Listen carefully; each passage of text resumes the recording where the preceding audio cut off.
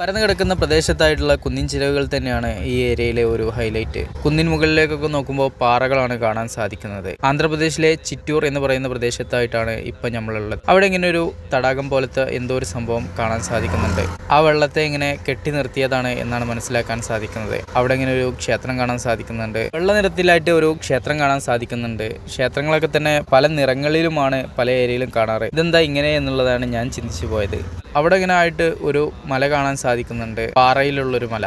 ഇതുപോലത്തെ മലകൾ ഉള്ളത് കൊണ്ടായിരിക്കാം ചുറ്റുപാടും നമ്മൾ നോക്കുമ്പോൾ കരിങ്കല്ലിൽ തീർത്ത മതിലുകളും അതുപോലെ കരിങ്കല്ലിലുള്ള സ്ലാബുകളൊക്കെ തന്നെ കാണാൻ സാധിക്കുന്നുണ്ട്. ഇളം പച്ചപ്പുള്ള ഒരു ഏരിയ. അവിടെ അങ്ങനെയായിട്ട് കുറച്ച് വീടുകൾ കാണാൻ സാധിക്കുന്നുണ്ട്. വീടുകളൊക്കെ തന്നെ ബോക്സ് ടൈപ്പിലാണ് നിർമ്മാണ രീതി. മേലെ മഞ്ഞ നിറത്തിലുള്ള ടാങ്കുകൾ കാണാൻ സാധിക്കുന്നുണ്ട്. കരിങ്കല്ലുകളിലാണ് മതിലുകളൊക്കെ തന്നെ നിർമ്മിച്ചത് കാണാൻ സാധിക്കുന്നത്. ഇവിടെ ഇങ്ങനെ മാലിക്കിനെ നിർത്തിയിട്ടുണ്ട്. തൊട്ടടുത്തായിട്ട് തോടോ പുഴയോ എന്തോ ഒരു സംഭവമാണ് ഇതിലൂടെ ഇങ്ങനെ ഒഴുകിപ്പോകുന്നത്. അതിനെ തടുത്ത് നിർത്തിയ ഒരു കെട്ടാണ് കാണുന്നത്. ഇളം പച്ച നിറത്തിലാണ് വെള്ളത്തിന്റെ രൂപം. വെള്ളലഭ്യത കൂടുതലുള്ള പ്രദേശമാണ് ആന്ധ്രാപ്രദേശ്. ഇവിടങ്ങളിലൊക്കെ തന്നെ മാമ്പഴ കൃഷിയാണ് നമുക്ക് കാണാൻ സാധിക്കുക. ധാന്യങ്ങളും പഞ്ചസാരയും ഒക്കെ വിളയിപ്പിക്കുന്ന ഒരു ഏരിയ ആയിട്ടാണ് നമുക്ക് മനസ്സിലാക്കാൻ സാധിക്കുന്നത്. ഇവിടെ ഇങ്ങനെ കോഴിപ്പാട്സ് ഒക്കെ കൊടുത്തിട്ടിട്ട് വളരെ വൃത്തിഹീനമാക്കി മാറ്റിയിട്ടുണ്ട്. എന്തായാലും ഇവിടങ്ങളിലെ അവസ്ഥയാണ് ഈ കാണുന്നത്. നല്ല അടിപൊളിയായിട്ടുള്ള ഒരു ഏരിയയിൽ ഇതുപോലെ വൃത്തിഹീനമായ സാഹചര്യം വളരെയധികം സങ്കടപ്പെടുത്തുന്നുണ്ട്. മുന്നേയും നമ്മൾ പല ഏരിയയിലും ഇതുപോലത്തെ കാഴ്ചകൾ നമ്മൾ കണ്ടിട്ടുണ്ട്. അവിടെ ഇങ്ങനെ ഒരു ക്ഷേത്രം കാണാൻ സാധിക്കുന്നുണ്ട്. പ്യുവർ വൈറ്റ് നിറത്തിലാണ് അതിങ്ങനെ കാണുന്നത്. എന്തായാലും കൊള്ളാം. മനോഹരമായിട്ടുള്ള ഒരുപാട് ക്ഷേത്രങ്ങൾ ചിറ്റൂർ എന്ന് പറയുന്ന ഈ ഒരു പ്രദേശത്തായിട്ട് നമുക്ക് കാണാൻ സാധിക്കുന്നുണ്ട്. കൊള്ളാം. ഇപ്പം ശരിയാക്കി തരാം എന്നുള്ള ആ ഒരു ഓർമ്മയാണ് എനിക്ക് വന്നത്. ടയറുകളൊക്കെ തന്നെ വളരെയധികം വീതിയുണ്ട് എന്ന് മനസ്സിലാക്കാൻ സാധിച്ചു. എവിടേക്കോ പോകുന്ന ആളാണ്. ജമ്മു കാശ്മീർ ലഡാക്ക് എന്നുള്ള ചോദ്യമൊക്കെയാണ് എന്നോട് ചോദിക്കുന്നത്. ലഡാക്ക്, അതെ, എല്ലാവർക്കും ഒരു വികാരമാണ്. നമുക്കും അവിടെ എത്തിച്ചേരേണ്ടതായി. പക്ഷേ ഡയറക്റ്റുള്ള ഒരു പോക്ക് നമ്മെ വല്ലാതെ ബുദ്ധിമുട്ടുണ്ടാക്കിയിരിക്കും. കുറഞ്ഞ ദൂരം കവറിങ് ചെയ്ത് ദിവസങ്ങളോളം എടുത്തിട്ടുള്ള യാത്ര, അതാണ് എനിക്കിഷ്ടം. ഇന്ത്യ ഒന്ന് മൊത്തമാകെ കാണണം. എല്ലാ ഡിസ്ട്രിക്റ്റും ഒന്ന് കാണണം. ഓരോ ജില്ലയിലെയും ആളുകളുടെ സംസ്കാര രീതിയും ജില്ലയും ഒന്ന് നല്ലപോലെ കാണണം. ഏതോ കമ്പനിയിൽ നിന്നും കൊണ്ടുവന്നിട്ടതാണെന്ന് തോന്നുന്നുണ്ട്. കരിങ്കൽ പാളികൾ ഇങ്ങനെ കീറി മുറിച്ചതിന് ശേഷം വരുന്ന വേസ്റ്റുകളാണ് ഈ കുമ്പാരമാക്കിയിട്ടുള്ളത്. ഇപ്പോഴത്തെ ഒരു ഏരിയയിലേക്കാണ് നമ്മൾ എത്തിയിട്ടുള്ളത്. ഇവിടെ ഇന്ത്യൻ ഓയിലിന്റെ പരസ്യകുമ്പാരം എന്ന് വേണമെങ്കിൽ പറയാം. കോട്ടേജ് എന്നെല്ലാം കാണുന്നുണ്ട്. ആദ്യമായിട്ടാണ് ഇതുപോലത്തെ സംഭവം നമ്മൾ കാണുന്നത്. അവിടെ കാണുന്ന ആ ബിൽഡിംഗ് ഇന്ത്യൻ ഓയിലിന്റെ കോട്ടേജുകളാണ്. ആ കാണുന്ന മലനിരകൾക്ക് ഇടയിലായിട്ടാണ് ഈ ഒരു കോട്ടേജ് ഉള്ളത്. അതുകൊണ്ട് തന്നെ ആ ഒരു മലനിരകളും ഈ കോട്ടേജും എല്ലാം തന്നെ വളരെയധികം രസകരമായിട്ടുണ്ട്. സെൻട്രൽ ഗവൺമെന്റിന്റെ ആണെന്നാണ് മനസ്സിലാക്കാൻ സാധിക്കുന്നത്. എന്തിനായിരിക്കാം ഇത് എന്ന് എനിക്ക് വ്യക്തമായിട്ട് മനസ്സിലായില്ല. ഇവിടെ ആളുകൾ കൂടുതലും തെലുങ്കാണ് സംസാരിക്കുന്നത്. ഒരു 4 നില ബിൽഡിംഗ് ആയിട്ടാണ് കാണുന്നത്. മുന്നിലേക്ക് വന്നപ്പോൾ ഇതുപോലത്തെ വ്യത്യസ്തമായിട്ടുള്ള ഒരുപാട് കാഴ്ചകളൊക്കെ തന്നെ കാണാൻ സാധിക്കുന്നുണ്ട്. ഇതാണ് നമുക്ക് വേണ്ടതും. ഇവിടെയും ഇതുപോലത്തെ പാറക്കൂട്ടങ്ങളായിട്ടുള്ള മലനിരകളാണ് കാണാൻ സാധിക്കുന്നത്. ഉള്ളിലേക്കായിട്ട് എന്തോ ഒരു വഴി കാണാൻ സാധിക്കുന്നുണ്ട്. പിന്നീടാണ് മനസ്സിലാക്കാൻ സാധിച്ചത് അവിടെ വീട് പോലത്തെ എന്തോ ഒരു സംഭവം കാണാൻ സാധിക്കുന്നുണ്ട്. ചിലപ്പോൾ ഒരു കുടിലായിരിക്കാം. ആ മലനിരകൾക്കിടയിലേക്കുള്ള ഈ ഒരു വഴിയാണ് ഭയങ്കര ഹൈലൈറ്റ്. ആ ഗ്രാമീണ കാഴ്ചയിലേക്കാണ് നമ്മളെ കൊണ്ടുപോയത്. മുന്നിലേക്ക് വന്നപ്പോൾ ഇതുപോലെ മനോഹരമായിട്ടുള്ള ഒരു ക്ഷേത്രം കാണാൻ സാധിക്കുന്നുണ്ട്. ക്ഷേത്രം കുറേ മരങ്ങൾക്കിടയിലായിട്ടാണ് കാണാൻ സാധിക്കുന്നത്. അവിടെയാണ് ക്ഷേത്രത്തിന്റെ മെയിൻ എൻട്രൻസ് വരുന്നത്.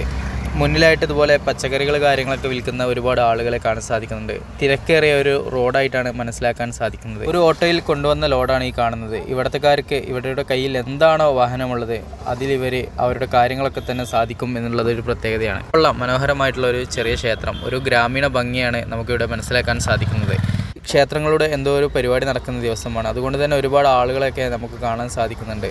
അടുത്തുള്ളൊരു കിണറാണ്. കരിങ്കല്ലിൽ കൊണ്ടാണ് നിർമ്മിച്ചിട്ടുള്ളത്. കയറാൻ വേണ്ടി ഇതുപോലത്തെ സ്റ്റെപ്പുകളൊക്കെ തന്നെ ഇട്ടത് കാണാൻ സാധിക്കുന്നുണ്ട്. മനോഹരമായിട്ടുള്ളൊരു കിണർ ചെറിയ റൗണ്ടിലാണ് തീർത്തിട്ടുള്ളത്. ക്ഷേത്രത്തിന്റെ മുൻഭാഗമാണ് ഈ കാണുന്നത്. കുണ്ടിലായി പോയോ ക്ഷേത്രം എന്നുള്ളതാണ് ഞാനിങ്ങനെ ചിന്തിച്ചത്. ചിലപ്പോൾ റോഡ് ഹൈറ്റിലായിട്ട് ഇരുന്നതായിരിക്കാം. കൊള്ളാം. മനോഹരമായ കാഴ്ചകൾ. അവിടെ 2 ആൾക്കാർ ഇരിക്കുന്നതായിട്ട് കാണാൻ സാധിക്കുന്നുണ്ട്. വൈറ്റ് നിറത്തിലൊക്കെ തന്നെ പെയിന്റ് അടിച്ചത് വെച്ചതായിട്ട് കാണാൻ സാധിക്കുന്നുണ്ട്. കുറേ പടങ്ങളൊക്കെ തന്നെ കാണാൻ സാധിക്കുന്നുണ്ട്. സ്റ്റെപ്പുകളൊക്കെ തന്നെ കാണാൻ സാധിക്കുന്നുണ്ട്. പല ദേവീദേവന്മാരുടെയും ശില്പങ്ങളൊക്കെ തന്നെ കാണാൻ സാധിക്കുന്നുണ്ട്. വിവിധ നിറത്തിലും വർണ്ണത്തിലുമുള്ള കാഴ്ചകൾ. ഒരു ക്ഷേത്രത്തെ മനോഹരമാക്കുന്നത് ചുറ്റുപാടുമുള്ള മലനിരകളും പാറക്കെട്ടുകളും ഒക്കെയാണ് എന്നാണ് എനിക്ക് മനസ്സിലാക്കാൻ സാധിച്ചത്. ഉള്ളിലേക്കായിട്ടുള്ള സ്റ്റെപ്പുകൾ താണ്ടി കഴിഞ്ഞാൽ അവിടെയും ഒരു പാറക്കെട്ടിൽ എന്തൊക്കെയോ രൂപകൽപ്പന ചെയ്തു വെച്ചിട്ടുണ്ട്. മുന്നിലേക്ക് വന്നപ്പോൾ ഇതുപോലെ വേറെയും ഒരു ക്ഷേത്രം കാണാൻ സാധിക്കുന്നുണ്ട്. സത്യം പറയാമല്ലോ, ഈ ചക്കയാണ് എന്നെ ഇവിടെ നിർത്തിപ്പിച്ചത്. ഈ ചക്ക എങ്ങനെ ഈ സീസണിൽ ഇവിടെ കിട്ടി എന്നാണ് ഞാനിങ്ങനെ വിലയിരുത്താൻ വേണ്ടി ഇറങ്ങിയത്. അപ്പോഴാണ് മനസ്സിലാക്കാൻ സാധിച്ചത് തമിഴ്നാട്ടിൽ നിന്നും എല്ലാ ടൈമിലും വിളയിപ്പിച്ചെടുക്കുന്ന കായാണ് ഈ കൊണ്ടുവന്നിട്ടുള്ളത്. അപ്പോൾ ഇത് കഴിക്കാൻ പാകത്തിന് പഴമായിട്ടുണ്ട്.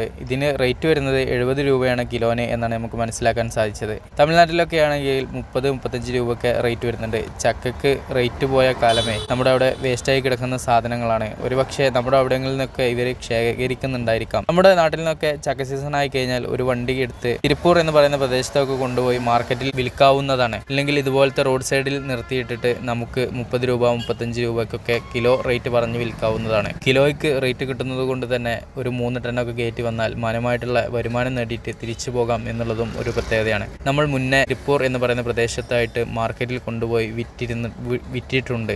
ഹോൾസെയിലായിട്ട് എടുക്കാൻ തന്നെ ഒരുപാട് പേര് വരും എന്നുള്ളതും ഒരു പ്രത്യേകതയാണ്. ചിറ്റൂരിൽ നിന്നും ബാംഗ്ലൂരിലേക്ക് പോകുന്ന റോഡാണ് ഈ കാണുന്നത്. ഇവിടെ നിന്നും ബാംഗ്ലൂരിലേക്ക് ഏകദേശം 150 കിലോമീറ്ററും തിരുപ്പതി എന്ന് പറയുന്ന പ്രദേശത്തേക്ക് ഏകദേശം 80 കിലോമീറ്ററുമാണ് വരുന്നത്. കൊള്ളാം, മനോഹരമായ ഒരു ടൗണ്. ചുറ്റുപാടും ഇതുപോലത്തെ ചെറുകിട കച്ചവടങ്ങളൊക്കെ തന്നെ കാണാൻ സാധിക്കുന്നുണ്ട്. യാത്ര ചെയ്യാൻ ഇഷ്ടപ്പെടുന്ന ആളുകൾക്ക് ഇതുപോലത്തെ എന്തെങ്കിലുമൊക്കെ ഒരു ചെറുകിട കച്ചവടങ്ങൾ ചെയ്യാൻ കഴിയുമെങ്കിൽ വൈകുന്നേര സമയങ്ങളിൽ സ്ട്രീറ്റിൽ അത് ചെയ്യാവുന്നതാണ്. ഇതിൽ നിന്നും വരുമാനം കണ്ടെത്തി യാത്ര മുന്നോട്ട് കൊണ്ടുപോകാവുന്നതാണ്. ചിറ്റൂർ ടൗണിലാണ് നമ്മൾ എത്തിയിട്ടുള്ളത്. അവിടെ ഇങ്ങനെയായിട്ടൊരു മക്കബറ കാണാം. ഇവിടെ ഇങ്ങനെയായിട്ടൊരു റൗണ്ട് ബോട്ടിലെ ഒരു സ്തൂപം കാണാം. മനോഹരമായിട്ടുള്ള ഒരു ചെറിയ ടൗൺ, വാണിജ്യ നഗരമായിട്ടാണ് നമുക്ക് മനസ്സിലാക്കാൻ സാധിക്കുന്നത്. ഇവിടങ്ങളിലൊക്കെ തന്നെ ചെറിയ ബിൽഡിങ്ങുകളാണ് കാണാൻ സാധിക്കുന്നത്. ഒറ്റ റൂമിലുള്ള കടകളായിട്ടാണ് കൂടുതലും കാണാൻ സാധിക്കുന്നത്. എല്ലാം കൂടി കുന്നുകൂട്ടിയിട്ടതായിട്ടാണ് കാണാൻ സാധിക്കുന്നത്. ഉള്ളിലേക്ക് കയറി നമുക്ക് ഇഷ്ടാനുസരണം തിരഞ്ഞെടുക്കാൻ പറ്റുന്ന രീതിയിലൊന്നും ഇവിടെ കാര്യങ്ങൾ കാണാറില്ല.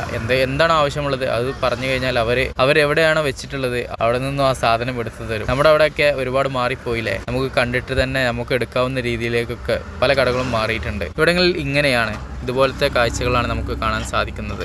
അതുകൊണ്ട് തന്നെയാണ് ഇവിടങ്ങളിൽ സൂപ്പർ മാർക്കറ്റ്, ഹൈപ്പർ മാർക്കറ്റ് പോലത്തെ സ്ഥാപനങ്ങൾ വരുന്നതിൽ പ്രസക്തി കാണുന്നത്. ഇനി നമുക്കൊന്ന് ടൗണിൽ കറങ്ങി നോക്കാം. ഇവിടുത്തെ വീടുകളൊക്കെ തന്നെ ഈ ഒരു രൂപത്തിലാണ്, ബോക്സ് ടൈപ്പിൽ. മനോഹരമായിട്ടുള്ള വലിയൊരു വാണിജ്യ നഗരം. എവിടെ നോക്കിയാലും കച്ചവട സ്ഥാപനങ്ങളും അതുമായി ബന്ധപ്പെട്ട കാഴ്ചകളൊക്കെ തന്നെയാണ് കാണാൻ സാധിക്കുന്നത്. ഇവിടങ്ങളിൽ വീടും കടകളും ഒരുമിച്ചാണ് എന്നുള്ളതാണ് ഇവിടങ്ങളിലൊക്കെ ഒരു പ്രത്യേകത. തമിഴ്നാടിനോട് അതിർത്തി പങ്കിടുന്ന പ്രദേശമായതുകൊണ്ട് തന്നെ തമിഴ്നാട്ടിലെ ആ ഒരു ടച്ചിങ് ഇവിടെ കാണാൻ സാധിക്കുന്നുണ്ട്. തമിഴ്, ഹിന്ദി, ഉറുദു, കന്നഡ എന്നീ ഭാഷകളൊക്കെ തന്നെ ഇവിടുത്തെ ആളുകൾക്ക് അറിയും. തെലുങ്കു ആണ് ഇവിടുത്തെ ഒരു പ്രധാന ഭാഷ. മലയാള ഭാഷയോട് സാമ്യമായിട്ടാണ് തമിഴ് ഭാഷ വന്നിട്ടുള്ളത്. തമിഴ് ഭാഷയും മലയാള ഭാഷയും കുഴപ്പമില്ല, പക്ഷേ തെലുങ്കു വളരെയധികം ഡിഫറെൻ്റ് ആണ്. എങ്കിലും അവർ സംസാരിക്കുന്നത് നമുക്കിപ്പോൾ മനസ്സിലായി തുടങ്ങിയിട്ടുണ്ട്. ആന്ധ്രാപ്രദേശ് കഴിയുമ്പോഴേക്കും തെലുങ്കൊന്ന് സംസാരിക്കാൻ പഠിക്കണം. പിന്നെ ആന്ധ്രാപ്രദേശും തെലങ്കാനയും ഒരു സംസ്ഥാനമായിരുന്നു, ഇപ്പോൾ രണ്ടും രണ്ടാണ്. ആന്ധ്രാപ്രദേശിന് തലസ്ഥാന നഗരി എന്നൊരു സ്ഥലം ഇവിടെ കാണാൻ സാധിക്കുന്നില്ല. പല ആളുകളോടും ചോദിച്ചെങ്കിലും എവിടെയും ആയിട്ടില്ല എന്നാണ് മനസ്സിലാക്കാൻ സാധിക്കുന്നത്. എന്താല്ലേ, ചിറ്റൂരിനെ കൂടുതലായും അറിയപ്പെടുന്നത് മാങ്ങ നഗരമായിട്ടാണ്. മാങ്ങ വിൽപ്പന കേന്ദ്രം, അതുപോലെ തക്കാളി, ധാന്യങ്ങൾ, അതുപോലെ പഞ്ചസാര എന്നീ കാര്യങ്ങളാണ് കൂടുതലായിട്ടും ഇവിടെ നിന്നും കയറ്റുമതി ചെയ്യുന്നത്.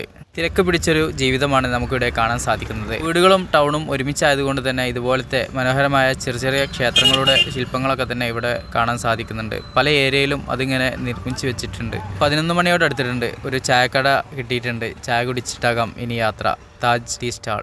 ചായ അടിക്കുന്ന ആളുടെ നോട്ടവും ഭാവവുമാണ് എന്നെ വല്ലാതെ അത്ഭുതപ്പെടുത്തിയത്. അയാൾ എന്നെ ഇങ്ങനെ സൂക്ഷിച്ച് നോക്കുന്നുണ്ട്.